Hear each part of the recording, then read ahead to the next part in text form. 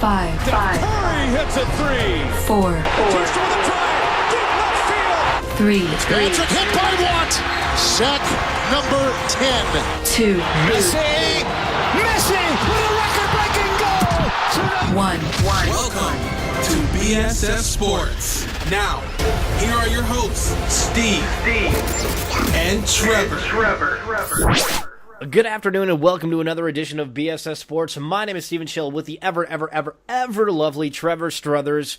Talked about it before, haven't watched a whole lot of baseball. I don't know if I regret that decision or am happy, because if I decided to commit to the game, it would have been over 5 hours long. Right now, the Houston Astros, with the freshly acquired Justin Verlander, are leading the Los Angeles Dodgers by a series score of 3-2, winning the game last night in the 10-inning thriller, 13-12. And when you're looking at payrolls, Houston is way down there, LA is way up there. This is good for sports as a whole. You don't need a heck of a lot of money to be competitive, but you better have chemistry, and you better come together as a nice, big, old family. Trev, you were able to sit down and watch this game. Were you happy with your decision to do so? It's hard to say that you're not. I mean, it took a long time, and I didn't necessarily watch it start to finish. You drift in and out, sort of, as the game goes on, especially you had Sunday Night Football happening as well. So I was kind of drifting in and out, but, I mean, definitely Sunday Night Football finished about an hour before the baseball game did. So it took almost 5 hours to play 9 innings, and if I had sit down and followed every pitch, if I was, say, broadcasting the game, it takes a toll on you, and you probably don't like it.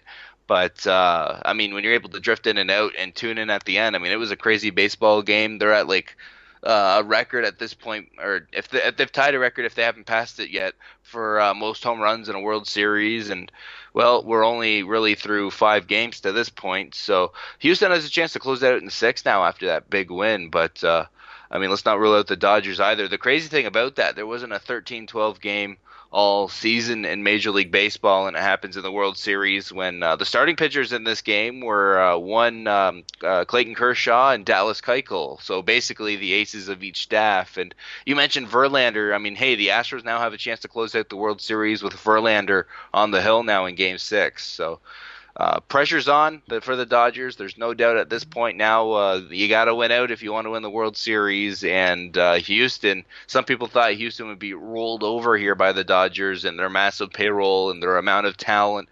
But they've hung in there, and they added some payroll, no doubt, with picking up Verlander. But it definitely helps to have a young guy like Carlos Correa that's not even close to hitting free agency yet. You need that 7-year MLB experience until you can actually hit free agency and have the chance to sign wherever you want to go. So Correa, I mean, he's one of their offensive contributors and a fine defensive player at shortstop too. So and you have Altuve as well. And for these guys, I mean, they're going for Houston's first World Series, and for a lot of these guys, this is their first step at this stage. Luckily, Verlander has been here before, and that's a big reason why they added him. And now Verlander is on a stage he's not a complete stranger to. All right, so the home opener coming up to 2 days from now. Belleville Senators kicking things off in the Yardman Arena.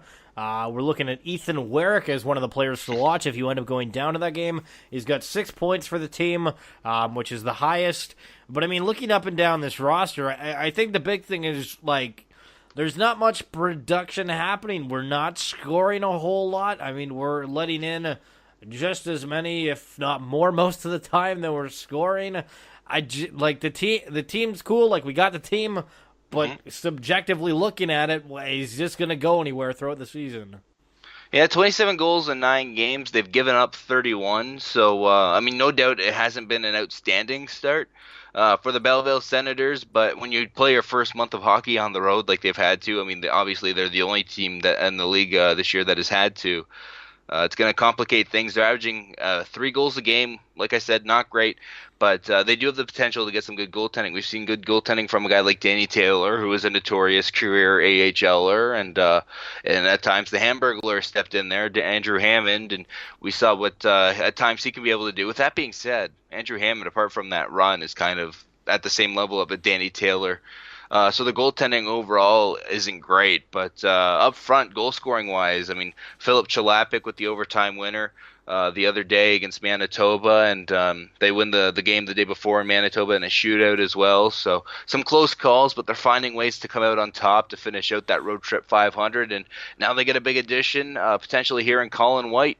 That sounds like he's healthy to be back and playing, and the Senators sent him down just over the weekend to make that move official, and so he is on the Belleville Senators roster and could very well be on the lineup for the home opener on Wednesday against Syracuse. And that game I know is already sold out, so I don't need to vouch to try to convince people to go to see this game, because it sounds like you might not be able to get in at this point. But I mean, last time Syracuse and Belleville played, that was where the suspensions came down on an incident near the bench, and so already these teams aren't very friendly with each other.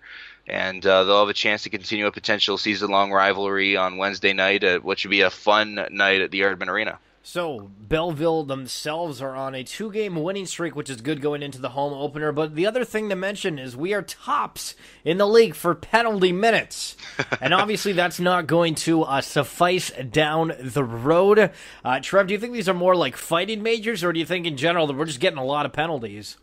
I know Tyler Randall dropped the gloves the other night in Manitoba, and I mean that's the thing too, right? With the AHL, you do have usually more scraps than you would, especially in junior nowadays with the 10-fight rule, and even the NHL. So you do get your fair amount of scraps, and that's going to add up time over the season. And Belleville is a scrappy team, you know. I mean, like I said, they haven't scored a lot, right? They're a defensive-minded team for the most part, and that includes having some guys, some forwards on the wing that play pretty scrappy. Tyler Randall's one of those guys. And so, I mean, fighting majors are going to happen. But like I also said, I mean, that ending with Syracuse probably made up a good chunk of their penalty minutes as well to this point. I can't remember what the combined total was, but it's probably upwards of 100 minutes or so with all the misconducts that were thrown around at the end of that game. So Syracuse only had 129 penalty minutes compared to Belleville's 187 to compare those two. But so Belleville is taking a lot of penalties, let's face it. But and something, I mean, obviously that's going to come back to haunt you if they do end up being a lot of 2-minute minors, but or even double minors. So ultimately, it's something you want to try to limit. But like I said, this is a gritty team. Fighting majors are going to happen, and that's probably a good chunk as to why it's 187, just 9 games in. Switching over to the NFL, because there's always news over in the NFL. Looking more along the score lines to start things off. The Ravens beating the Dolphins on the Thursday nighter, 40-0. That sounds like a really fun game to watch. Luckily, the Baltimore Ravens were playing at home, so they were able to enjoy that. If that was at the Dolphin Stadium, I don't know how that would have gone over. But the Bills beating the Raiders 34-14. We thought the Raiders were probably going to win that game. But the Bills are being kind of surprising this year. They're 5-2 on the season, and Tyrod Taylor is looking not too shabby. Yeah, I mean Tyrod Taylor has shown up and has played all right. I mean, let's face it, the bread and butter for this Bills team is their defense. It's basically the third best defense in the NFL statistically. So they're right up there amongst. I mean, even just the no-fly zone in Denver and what we've seen out of Jacksonville. They're right up there with their defensive play, and LaShawn McCoy as well. And he had a big game. I mean, he went a long time, probably the first 6 or so weeks without a touchdown. Now he's starting to click. Now he's finding the end zone on the ground, and he's picking up massive yardage as well. He has been their offensive MVP to this point of the season. There's no doubt about that. He has 521 rushing yards on 137 carries already. So he's averaging 3.8 per carry. It's not great. Now he's starting to find the end zone. He's got 3 touchdowns. Whereas, Tyrod Taylor, he's struggled at times. Their passing offense is 29th in the NFL, so it's definitely in that bottom, the bottom 5 of the league, and it's something that needs to improve. But right now they're hanging in there. The Houston Texans losing to the Seahawks 41-38, really close game, but the big talk around the NFL is Deshaun Watson. If you remember last year, Dak Prescott, being the gem that he is, he threw 23 touchdown passes throughout the year last year. That is Dak Prescott. And then this year, Deshaun Watson has 19 touchdown passes to Dak's 23, and Watson has only played 9 games. And if you remember back to the start of the season, he wasn't the starter right away. They were still trying to figure things out, and then he ended up getting thrown into the fire, and the Houston Texans are glad that that is the case. Now, there's talks about him becoming the MVP, and I don't know if that's because there's no other really standout players this year so far, plus Aaron Rodgers going down, Tom Brady not necessarily being as hot. So it is very possible the kid could get both Rookie of the Year and MVP. I don't necessarily see that happening, but you never know. Trev, I'm assuming you're liking the Deshaun.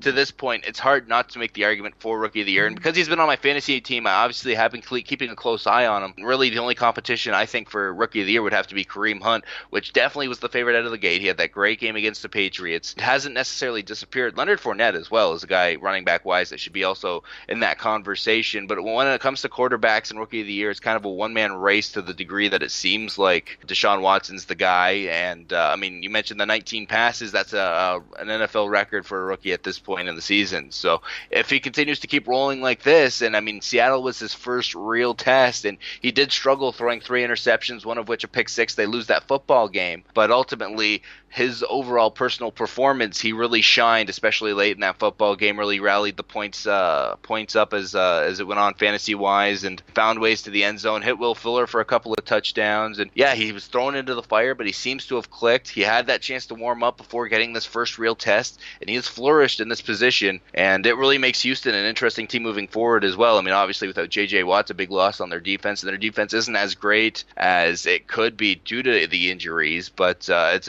relatively a pretty good defense, top 10 in the NFL, and with an offense that could click with a quarterback like Deshaun Watson, could be the new franchise quarterback. That's something that could lead them going on into the future. About the MVP talk, I'm going to mention quickly, Tom Brady, to my point, to this point in the season, probably should be right up there in that MVP conversation. You mentioned the year hasn't been too great to that point, but he has a defense that is as easy to get through as butter at this point.